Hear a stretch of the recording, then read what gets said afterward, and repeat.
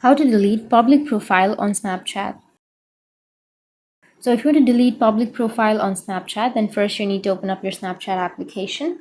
Once you open up your Snapchat, now go for the profile, which is on the upper left. And here you will have an option of my public profile. So tap on my public profile, and here you will have your public profile, right? So you just need to simply go with the settings, which is on the upper right. Once you're on the settings, now here it will take you to the profile settings.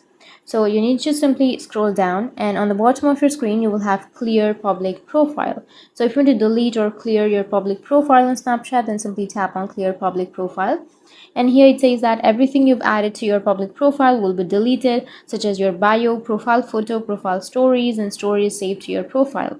Snaps you've submitted to Spotlight or the Snap Map will remain and won't show your name unless you use again. So if you want to clear, then make sure to delete your Snap Map and your Spotlight and tap on clear. Once you tap on clear, your Snapchat profile will be deleted.